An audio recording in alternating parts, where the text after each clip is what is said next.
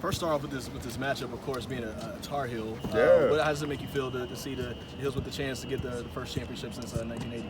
Feels good, and to have this opportunity means a lot for this Carolina program. You know, I talked to a lot of people, even Matt Brown, before he even said it. Was, you know, if you were 9-3 going into this game and said you were here to play this game when only 2 teams play on this Saturday, would you accept that as a Carolina, you know, truly team, fan base, literally anybody if you're, you know, in that Carolina program? And it's yes, you know, this is where you want to be. So for me, it's take advantage of that. You know, don't take for granted, don't mope on the weeks before.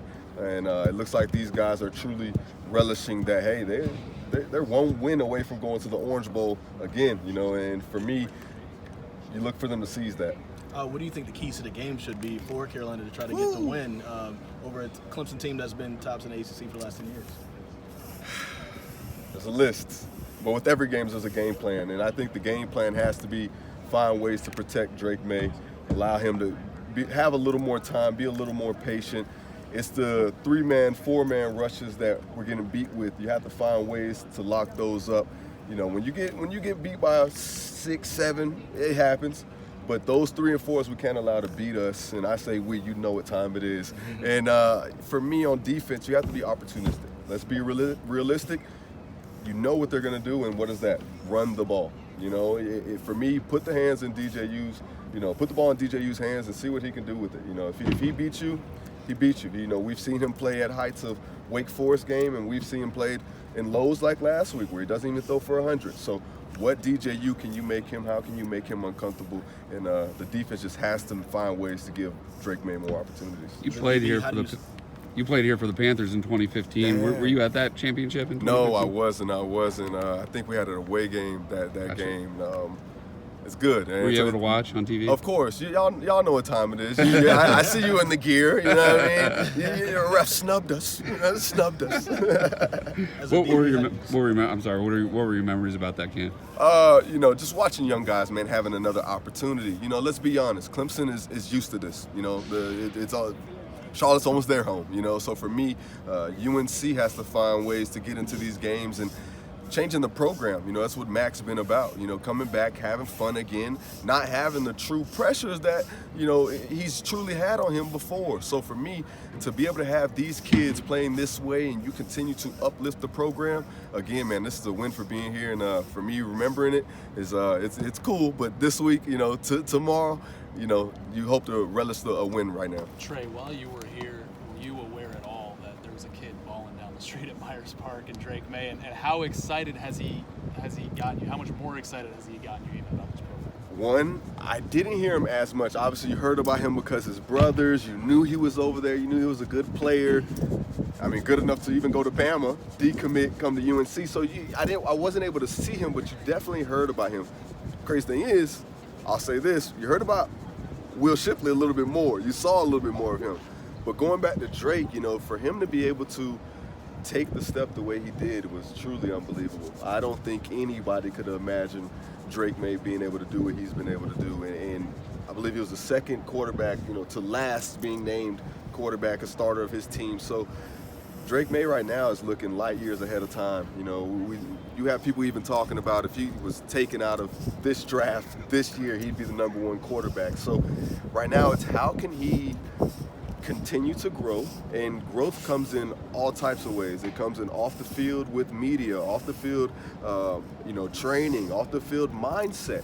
You know, it's easy to be young and feel like, man, I might be there. It's easy to be young and allow pressure to get on you. You know, when we truly started talking about Drake May and the Heisman, you saw those little limp games. So you're going to find ways that Drake May can continue to get better. And on the field, man, there's only so much that he needs to get better at. He's truly showed that he's almost in a league of his own when it comes to NCAA right now. So it's cool to see what he'll be able to do next year as well.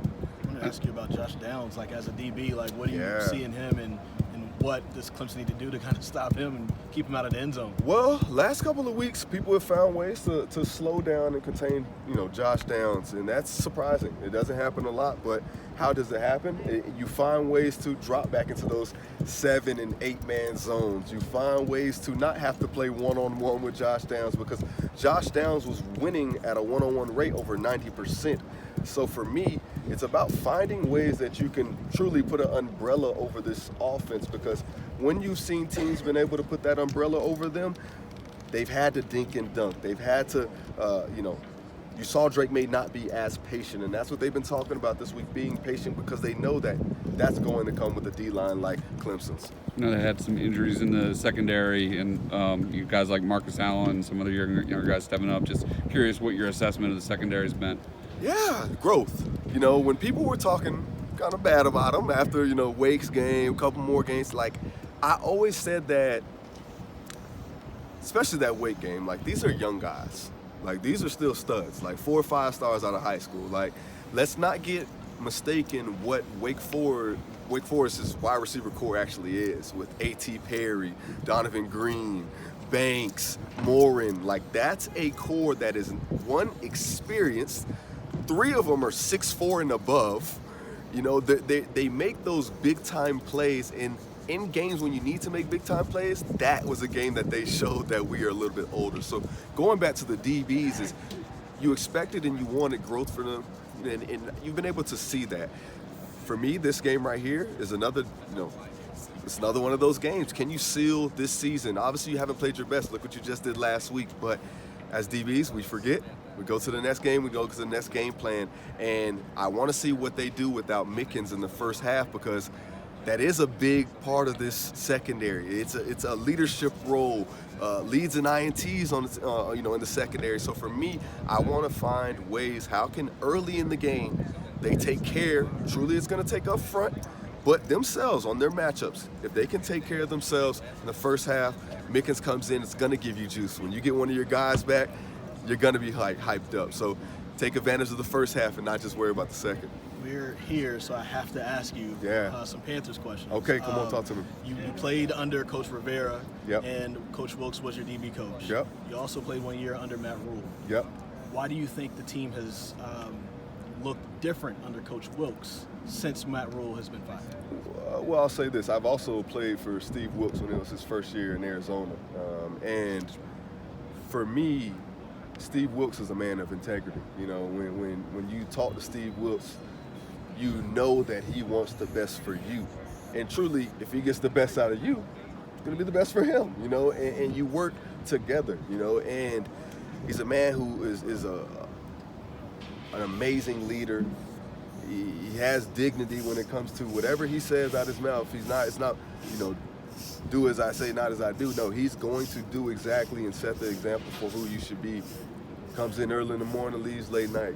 Shoot your text in the middle of the night. I don't mean to rhyme, but that's just who he was. To this day, I still talk to him. I've communicated with him this season, and I am truly happy to see him get this, because you knew that if things kind of went the way they did, you were hoping that he would get this position, and to see the guys playing the way they are, man, you can always tell a team by the fight they have for their coach, and that is a difference between laying down. And I played for teams that we've been in interim coaches, and we've been on different coaches where guys, they don't want to fight for you.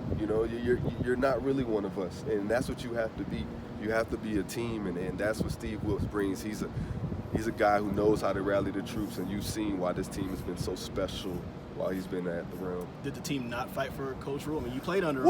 What do you think the response level was? No, I mean, I only played 1 year with him, so I can't judge him off of what he did for a few years. But I would say my year was a little tough for him. It was his first year being in the NFL, learning how to work with a lot of older gentlemen.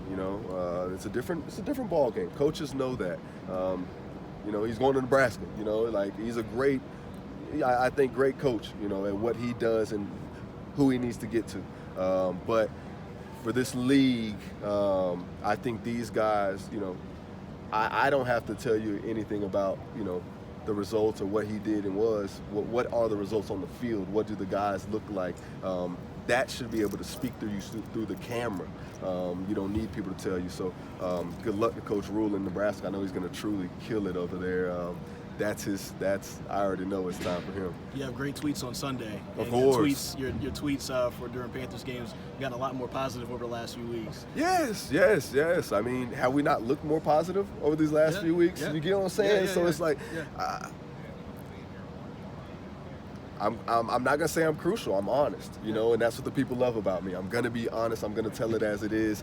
And again, I don't have to speak for it. The players are truly showing y'all it is different. Think about the new 33. You know, when you got a foreman who wasn't even touching the rock before the change happened, and now he's flourishing into a back that people are like, whoa. We got to find a way to stop this guy every Sunday. Again, there's different type of game plans that you got to be able to scheme for in this NFL league, man. It's different, man. These are the elite amongst the elite, and Steve Wilkes, man, I'm telling you, he's the guy, man. And I truly pray that he gets the job, because I know he deserves it, and I know that truly guys love playing for this man. Coach Brown voted to keep divisions in the ACC, and he lost that vote, obviously. Yeah, Just curious what you think about the new format that's going to start next year, and also playoff expansion to 12 teams. Listen, man, I get it. I get why he wants it to stay for us Heels, but I'm going to say this. It's important that it opens up, because so often we have the narrative of the ACC only is Clemson. And we've shown through the years that there has been different champions. There have been different elements to this league that we're a league that beats on ourselves more than any other league out there, any other conference. So for us to open it up, you open up the playoffs to 12, just announced yesterday, you find yourself like, whoa, now we can find a way to sneak 3-4 teams in when we're used to sneaking in just one. You can look at the polls right now. You can look at the polls the week before.